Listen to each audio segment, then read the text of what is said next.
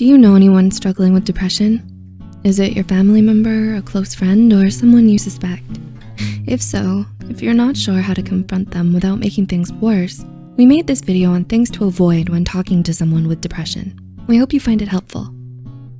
Sometimes a well-intended remark can be misconceived as something hurtful or ignorant, so it's very important that you know how to be careful with your words. Here are 5 things you should never say to someone who's depressed. 1. You're not trying hard enough. Now, some of you might feel that this one is pretty obvious, but a lot of people are actually guilty of saying this to someone with depression. Telling them things like, you need to work harder at getting better, or it's because you're not doing this or that enough, discourages them and makes them feel as if you don't understand how hard it actually is to be depressed. You may believe that happiness is a choice, but depression is definitely not. Sometimes it's because of things that are out of a person's control, like their genetics, traumatic experiences, or the chemical imbalances in their brain. So be sure not to make them feel as if you blame them for any of it. 2, it's all in your head. And this is another common mistake a lot of people make when they try to confront someone with depression. Though we might not see it, mental illness is just as real and serious as any physical illness.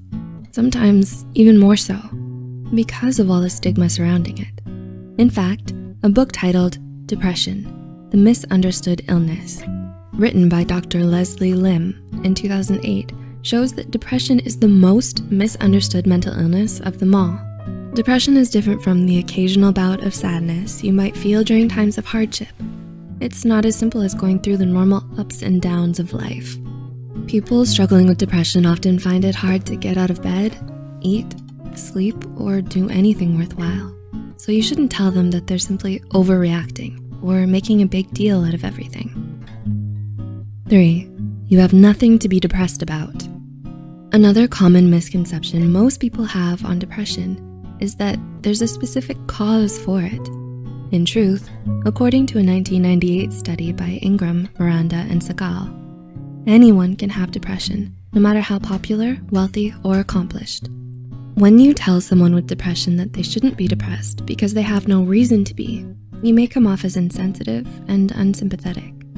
Though your intentions might be to remind them of all the blessings that they have in life and all the reasons they have to be happy, this isn't a good way of going about it.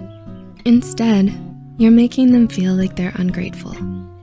4, you seem fine to me. You don't seem depressed to me, or you look okay to me, may sound like a compliment to you, but to someone who's depressed, it may seem as if you're invalidating their feelings and struggles. Saying this will make the person feel bad for confiding in you in the first place. It can erode their trust in you and make them more guarded instead of more open with you. And number 5, I know how you feel. When you say this, you're most likely trying to convey sympathy and understanding. However, to people who are depressed, it may feel disingenuous or offensive. Unless you've ever been diagnosed with clinical depression by a licensed professional, you don't actually know how the other person feels or what they're going through. Don't offer them advice that trivializes their struggles. Depression can't be cured with just a bit of exercise or sleep, a cup of chamomile tea, or some new friends and hobbies. It takes a lot of dedication, hard work, resilience, and inner strength.